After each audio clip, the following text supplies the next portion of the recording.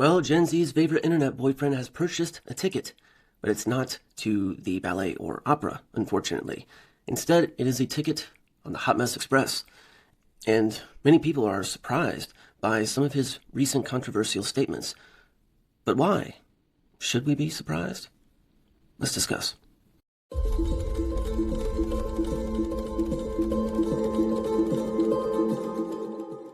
Hey friends, welcome to Justice for All. I am Aaron Justice, and today we're going to be talking about the little dust-up with Mr. Timothée Chalamet.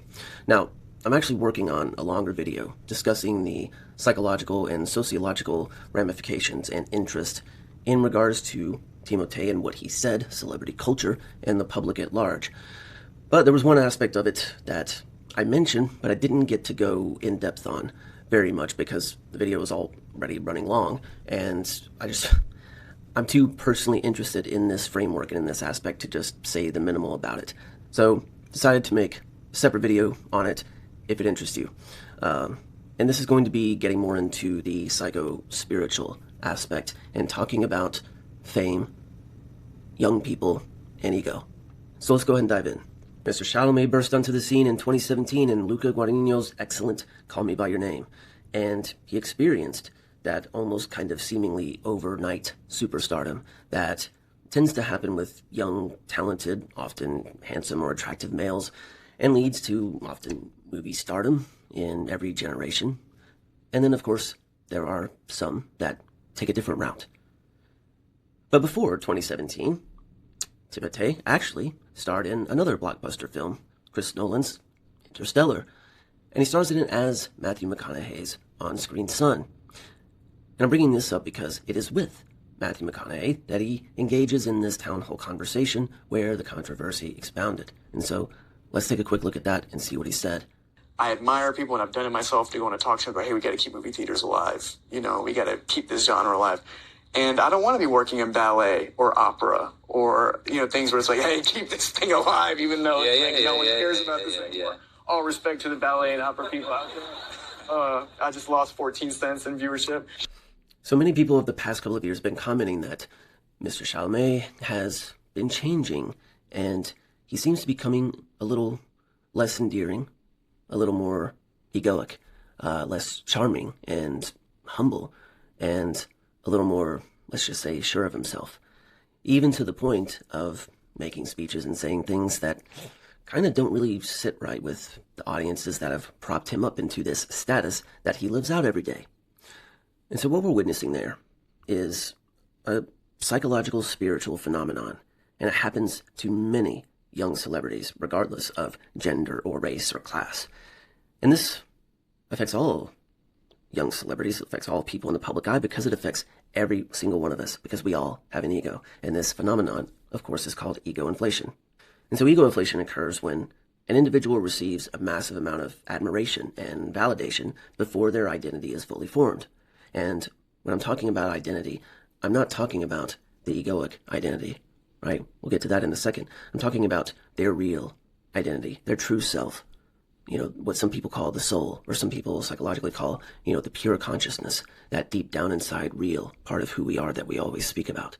And so when we are not firmly rooted in that identity, our true self and who we really are, then we become over-invested in the created character which we play in the movie of life. And so this is the danger that happens to young people going into fame and fortune and being in the spotlight and these types of things, is because adolescence, especially middle to late adolescence and into adulthood, is the time that we carve out our true, fully formed identity. I mean, our brains don't even really start fully developing until we're 25. Young Timothée is just now turning 30. And so we see a lot of the pitfalls of the ego that happen in these early age stages like adolescence and the 20s. I mean, think about even yourself. I can certainly look back at myself. The teens and 20s, Hot Mess Express all the way. And we all go through it to one degree or another. And this is the issue here, is that all of these pitfalls of the ego, fame, attention, validation, wealth, status, these are all, sex and lust and desire. These are all very tempting to the ego. The ego, who sees itself on its own throne, the me, myself, and I, it very much lusts after and craves this status, this fame, validation, admiration, riches, showing off, looking great, pedestalizing. I mean, take one look at Instagram. I mean, we all know what this is. And what happens here is that there is an eschewing, a completely skipping over all of the different aspects of growing up and maturing into a fully formed and solidified adult self-identification. When we miss out on those, we miss out on the personal development that one requires to be completely rooted in their true self and who they really are. Because instead, the false self, the egoic conscious identity, becomes overinflated because it is almost overnight, in a very rushed way, given all of the things that it desires. Now, this is not a foreign concept by any means, right? How many movies, books, shows have been about this very topic, where a young person who's trying to carve out and understand who they are, carving out their identity in the world, suddenly gets too much fame, too much validation, too much admiration. They're giving, riches or some sort of financial abundance in life. And when it happens that quickly, it all goes into the egoic consciousness and overinflates that, while the true self-consciousness grows smaller and smaller and smaller within the ego's shadow. And this is absolutely detrimental to the maturation and the development of a young conscious mind. And people are fearing that they're seeing that here within Mr. Chalamet. And perhaps they are. Because instead of developing slowly through that life experience, the ego gets flooded with these messages of, you're exceptional, you're special, you're above everyone else, you're above ordinary people, you are deserving of more money, of more attention. And it's so tempting for the ego.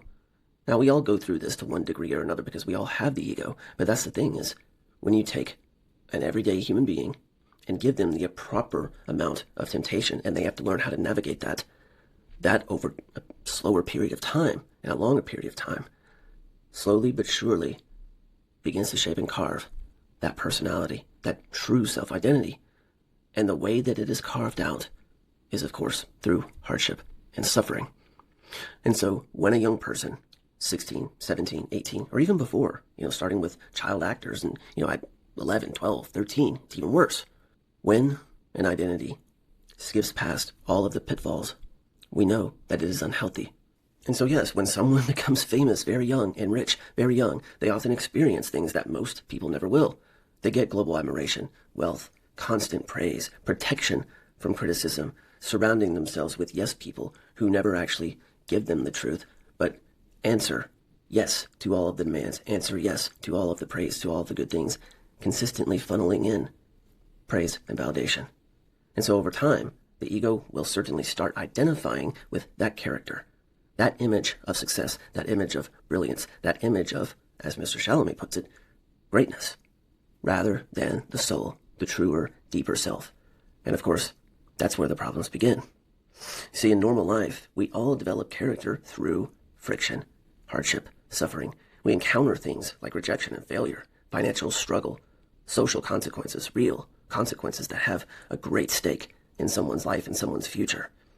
And these experiences, over time, they slowly build qualities of humility, empathy, patience, perspective, depth, understanding, compassion, all of the elements that tie into what we end up calling character and integrity. And so when a person achieves riches, fame, validation, all of these things, guess what?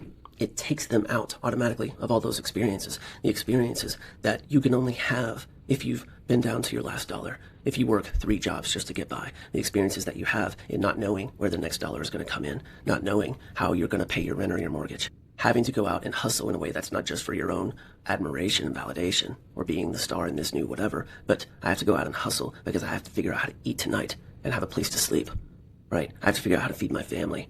I have to figure out, as a single mother, how I can spend time raising my children in a proper way where I'm attentive, but I also have to keep a roof over their head first. These are the down and dirty, ugly sufferings of life that carve out true character. And so when young stars, young actors, young artists miss out on these, there's a depth. There's a sense of authenticity. They miss out on that deep humility, that understanding. Because across philosophical and spiritual traditions, these trials are considered essential for that moral development because they refine us into who we really are. And fame and fortune, they interrupt the process. And so when someone becomes this global star, their environment changes dramatically. And so all of a sudden, they go from this young person, maybe they're barely scraping by, maybe they're provided for by a parent, either way, this young person that's going on auditions and scraping and trying to get through, they're all of a sudden surrounded with those yes people, management teams, PR protection, fans who idolize them, pedestalize them, and the normal feedback that helps people grow, it often disappears. Or when it's given, it's shunned or tossed to the side because the ego has been so solidified in its own greatness that it won't even hear anything that sets it apart into something else. So we sometimes look at this as a developmental distortion. And externally, this person, they become powerful and influential. And when, especially young males, do not go through the character-building suffering rite of passage in order to be able to have the capacity and the depth to hold something as precious as power and fame and the responsibility that comes with power and fame, that's when we begin to see a downfall. And how many examples has Hollywood given us where the child actor is all of a sudden thrust into this wild world of ego and abundance and excess, only to completely lose themselves and crumble under the weight of it all? I mean, Lindsay Lohan, Aaron Carter, Corey Haim, Corey Feldman, there's countless examples of this. And there's only really just a few very good examples of this. Ryan Gosling is one of them. Emma Stone, Natalie Portman, there are a couple. And of course, the actor that I mentioned as an example with Mr. Chalamet in my other video, Mr. Leonardo DiCaprio. Now, of course, that could be debatable as far as ego there, but the man knows how to conduct himself and act like a gentleman, especially in an interview. And I talk about that in the other video, so please go and check that out. I'm not going to get into it here for that reason, but we'll talk about arrested development, because this is a process where this person's external life accelerates their inner maturity, and it begins to pale in comparison and lag behind. And we'll see this immaturity come out when the egoic mask slips in an everyday conversation. And that's something that we see here with Timothée. He's caught up, he's with cool, laid-back Mr. McConaughey, and he's just yapping. And what's curious is what he says about ballet and opera. This isn't new. As people have pointed out in other videos, he's been saying this for years. I mean, he's talking about in an interview from his film, The King, from, this is like 7 years ago. And he's saying these exact same things and mentions the exact same art forms. So he's been thinking and saying this. It's not new and come about under ego. This is how he really thinks and feels about this. And that's something that's caught people off guard. And, hey, it's cause to pause, right? And look at this in a different light and be like, okay, hey, is this young man, is he developing properly? Is he going through a rite of passage for men? Is he going through a king-level maturation process that includes the failures and the hardships, the struggle that one must go through in order to become a humble, open, wise man that can hold power and riches in a way that is in service to humanity and not in service to the false self? Mr. Chalamet is, of course, at a crossroads with this. He's going to have to make a choice. And he may choose to accept this as a much-needed learning lesson by listening to the people who are criticizing him, or if he is so enveloped in the egoic consciousness, he may sidestep and say, you know what, I'm right, and I'm speaking truth, and they can't handle the truth. And what choice he makes will determine the next stage in his personal and moral development, or a lack thereof. And only time will tell with that. But one thing we know for sure, when someone's identity becomes tied to this admiration, this status, this specialness, this being on the path of pursuing greatness, then the ego is, of course, going to naturally develop defenses. And, this is going to show up as rationalizing mistakes and dismissing criticism, projecting an intellectual superiority, of course, and this subtle type of arrogance that's just underneath all of the little things that are said. And that's what people are picking up on here. He's not doing anything that is just outright bombastic, so to speak, besides the 14 cents comment, which I'm going to make a separate video because that for me was the worst. But I'll talk about that elsewhere. But it's all the little subtleties, right? It's the speech that he made, regarding his pursuit of greatness. And people were picking up on the subtleties there, right? When he's given a speech that, okay, it kind of sounds good on the outside of, I want to be great. I want to be, I want to do my very best and bring the utmost commitment to this. And that's healthy. But the way that he delivered it, similar to the town hall, where the way he delivers it says everything we need to know, it's the way he talks about it. Want to be great. I want to be considered great. I want to be elevated and thought of in that way. There's two aspects of that that people are picking up on. One, how do we know that's the ego speaking? Because that's what people are hearing. Because it's saying I. And it's not I out of a service, right? The soul is not considered with its own greatness. The soul inherently knows its own greatness because it is. It's being. It's alive. It exists. It's conscious. And that's all the soul needs. But it knows, the soul inherently knows, that the greatest form of being itself is its self acting out loving service. Our great wisdom and spiritual teachers and traditions show us this time and time again. And so when people inherently hear an ego talking about, I am pursuing greatness, I want to be great, I want to be elevated into the upper echelon, it rubs people the wrong way, because it says this guy is no longer in service of storytelling, something greater than himself. He's no longer in service of the audience who pays to go and to identify with him and disappear into that character, into that story. No, he's identified in his own elevation to some upper echelon that really no one even cares about at the end of the day. Yeah, we love movies and talking about movies and, talking about these actors and these performers and so forth. And that's great and fun. But when you go up on a stage in front of people and then you say that the very people who are in the audience supporting you, elevating you in your artistic pursuit, don't really care about other artists that are working 2 and 3 times harder and more dedicated, not a good look, bro, right? But also, he reveals how this man is beginning to look at and think about his own audience, which I'm going to touch on in a different video about the 14 cents comment. But for now, I think I'm going to leave it here so I'm not running too long again. But I want to hear what you guys think in the comments. How are you reacting to this, if you're reacting at all, if you care? What do you think about this in terms of ego, in terms of creative pursuit to the point of almost obsession, and this idea of greatness? What do you think more so about the rites of passage that we as young people go through, and especially rites of passage in coming age for men, so that they can have the character to hold if greatness should happen to come their way?